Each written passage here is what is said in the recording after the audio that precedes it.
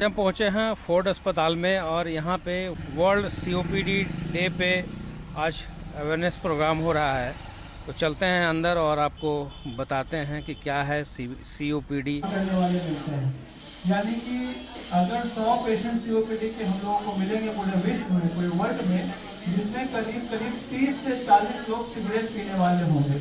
तो सबसे पहला, सिगरेट पीते हैं नहीं पीजिए, कोशिश कीजिए छोड़ने का। नहीं छोड़ सकते हैं तो डॉक्टर से मिलिए, बहुत सारी दवाइयाँ आ गई हैं। जो बूढ़े लोगों के लिए या जो भी पेशेंट सीओपीडी के हैं उनके लिए भी टीकाकरण होता है, निमोनिया के लिए, इन्फ्लुएंजा के लिए, स्वाइन फ्लू के लिए। तो ये 3-4 जो निमोनिया का कॉमन काउज है उसके लिए भी टीकाकरण किया जाता है।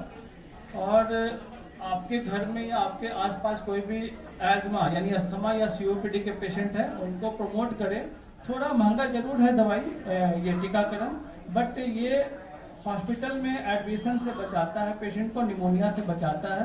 और जितना कम निमोनिया होगा पेशेंट को, सीओपीडी वाले पेशेंट को, उनकी लाइफ, उनका जीवन काल उतना लंबा खींचेगा। सीओपीडी के पेशेंट को खाना भी अच्छे से देना होता है, क्योंकि वो हफ्नी के कारण खाना कम खा पाते हैं, शरीर कमजोर होता है, प्रोटीन की मात्रा शरीर से घटने लगती है। और हमारा फेफड़ा जो है मसल से बना हुआ है, फेफड़ा के बाहर जो मसल्स हैं वही फेफड़ा को ये करता है, मूवमेंट देता है। तो अगर मसल्स कमजोर हैं तो पेशेंट सांस नहीं ले पाएंगे ठीक से। तो प्रोटीन ज़्यादा दें अपने पेशेंट्स को। अगर आपके घर में सीओपीडी के पेशेंट हैं, प्रोटीन हमेशा लाभकारी होता है।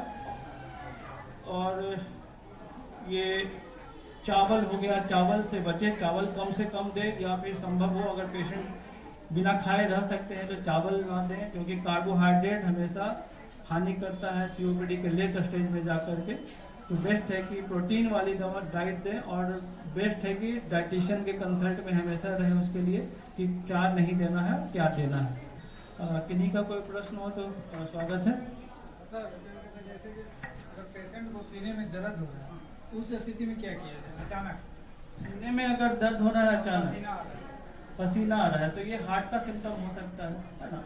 क्योंकि पसीना के साथ छाती दर्द अगर हो रहा है तो सबसे कॉमन कॉज होता है हार्ट अटैक। तो सीओपीडी वाले पेशेंट में सबसे कॉमन होता है हफ्नी होगा, बुखार हो सकता है, खांसी बलगम के साथ सबसे कॉमन होता है।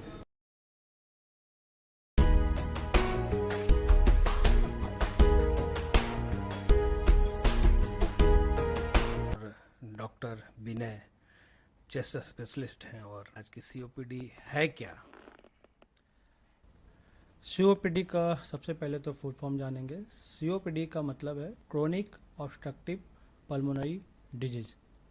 ये एक ऐसी बीमारी है जिसमें सांस नली जो होती है, जो ट्रैकिया, ब्रोंकस, ये सब है, सांस नली के अंदर सूजन आ जाती है, जिस कारण यहाँ पर जो हवा का मूवमेंट होता है वो कम हो जाता है।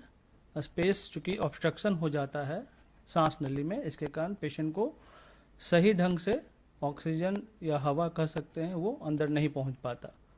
इसके कारण पेशेंट को सांस लेने में तकलीफ होने लगती है।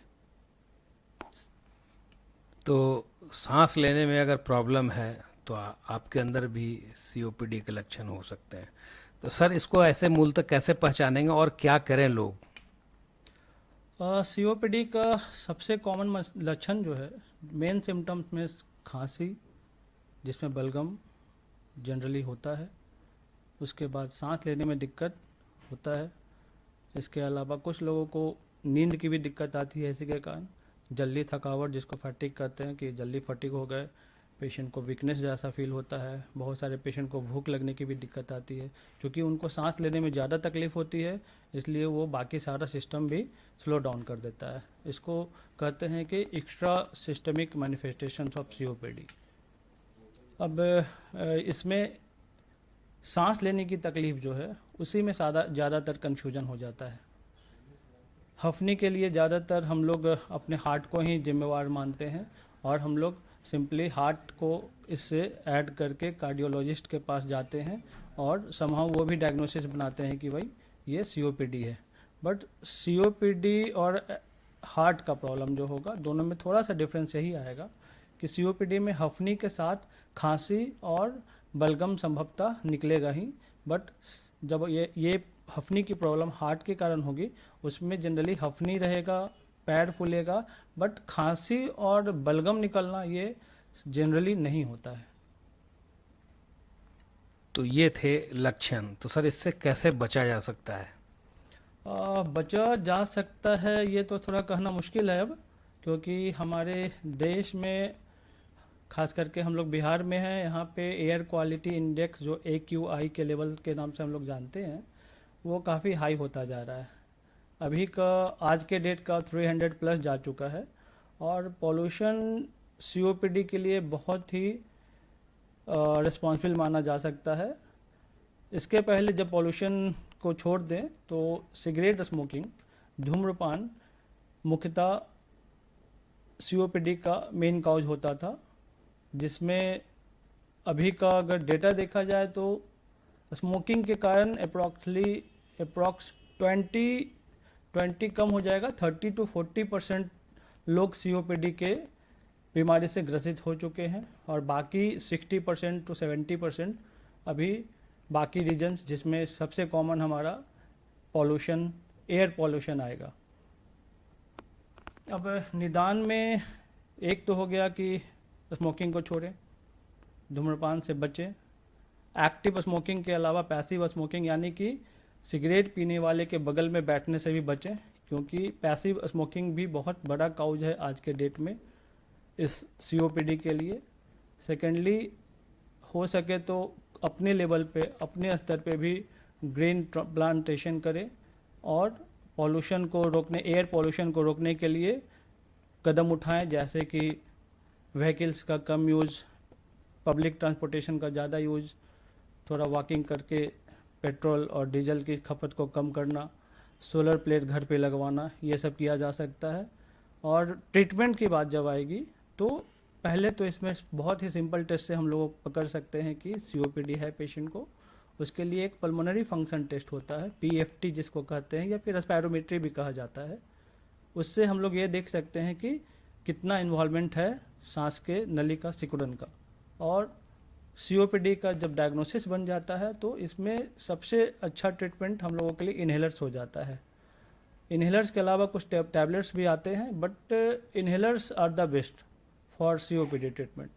बट अभी भी हमारे सोशल स्टिग्मा को के कारण लोग इन्हेलर से बचना चाहते हैं।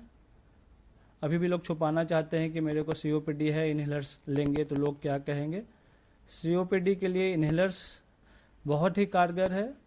ये बात है कि COPD में इन्हेलर दें या कोई भी दवा दें, हमारा ट्रीटमेंट ही है और इसको रोका नहीं जा सकता। यानी कि हमारा इलाज होगा, बट COPD को जड़ से हटाया नहीं जा सकता, बिकॉज ये एक प्रोग्रेसिव डिजीज है। मतलब ये धीरे धीरे प्रोग्रेस करेगा और आने वाले समय में उम्र के साथ ये लक्षण जो हैं बढ़ेंगे। हाँ, ये बात है कि इन्हेलर से इस लक्षण को हम लोग धीमा कर सकते हैं, स्लो कर सकते हैं, पेशेंट्स की आयु को बढ़ा सकते हैं, हॉस्पिटल में एडमिशन रेट को कम कर सकते हैं। और जब हॉस्पिटल में एडमिशन कम होगा तो पेशेंट फाइनेंशियली भी ठीक रहेंगे, दवाइयों को खरीद पाएंगे, क्योंकि हमारा देश जो है, हमारा समाज ज़्यादातर मिडिल क्लास और लोअर मिडिल क्लास में ही आता है, और मिडिल एंड लोअर क्लास में COPD सबसे ज़्यादा अभी भी देखा जाता है। तो देखिए, अगर एक बार आपको अगर COPD हो जाएगी तो फिर ये ठीक नहीं होगा, लेकिन इसको आप इन्हेलर से कम कर सकते हैं। तो सर एक सवाल ये, जैसे लोग बोलते हैं दम्मा, तो दम्मा और इसमें क्या अंतर है? दम्मा यानी कि ब्रोंकियल एजमा और COPD दोनों में सिम्टम सेम होते हैं। सांस की तकलीफ जनरली देखा जाता है, सामान्यतः हफनी के अलावा खांसी होता है। लेकिन एजमा जनरली फैमिलियल कह सकते हैं कि परिवार से आता है, अनुवांशिक होता है, और इसका इलाज हो सकता है। इसको हम लोग मेडिसिन से काफ़ी हद तक ठीक कर सकते हैं, क्योंकि ये प्रोग्रेसिव डिजीज नहीं है।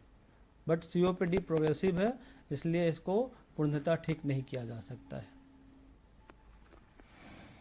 तो देखिए, आप भी पहला तो कोशिश कीजिए कि पॉल्यूशन जितना कम कर सकें तो उसमें कम करने में सपोर्ट करें। और किन्हीं में अगर COPD का लक्षण दिखता है तो एक बार आप कंसल्ट डॉक्टर से ज़रूर करें। तो आज हम पटना नगरिया में मिलवा रहे थे चेस्ट स्पेशलिस्ट डॉक्टर विनय जी से, जो फोर्ड अस्पताल पटना में